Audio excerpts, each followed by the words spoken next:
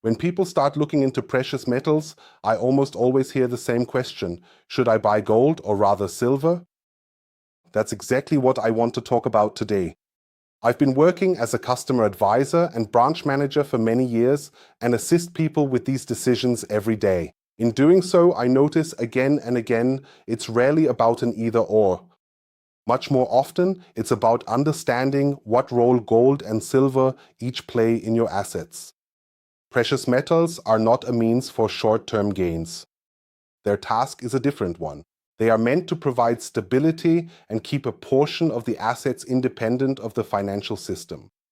That's exactly why the question isn't just which precious metal to buy, but why you're buying it. In practice, it's very clear. For many, gold forms the stable core. It is recognized worldwide, tradable at any time, and has been a reliable store of value for centuries. Many of my customers start with gold for exactly this reason. It provides security and ensures peace of mind in the overall assets. Silver fulfills a different task. It fluctuates more in price and is also heavily used industrially. As a result, silver brings more movement into the portfolio. In my conversations, I often see that customers consciously use silver as a supplement to broaden their precious metal portfolio. And this is exactly where the crucial point lies. It's not about choosing between gold or silver. In my experience, the combination makes the difference. Gold stands for stability, silver for supplementation and flexibility.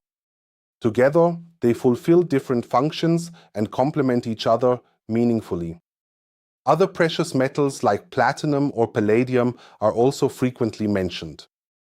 In consultations, however, it turns out that they don't have to play a central role for many. These metals react more strongly to economic cycles. That's why many focus on gold and silver first and keep other metals only as a small addition. Another important point is the form of investment. Physical precious metals mean ownership. Coins and bars that actually exist are fundamentally different from products that only exist on paper. Anyone who sees precious metals as a hedge should know this difference and decide consciously. Denomination also plays a major role here. In my talks with customers, we make sure that the precious metal can function in everyday life. Different denominations create flexibility. Smaller coins or bars can be used more specifically and provide room for maneuver. Many also ask me if it makes sense to start with gold or silver right now. In my experience, getting started is less about the timing and more about the approach. Many people choose to build their holdings gradually. Regular purchases allow you to develop a balanced mix of gold and silver over time.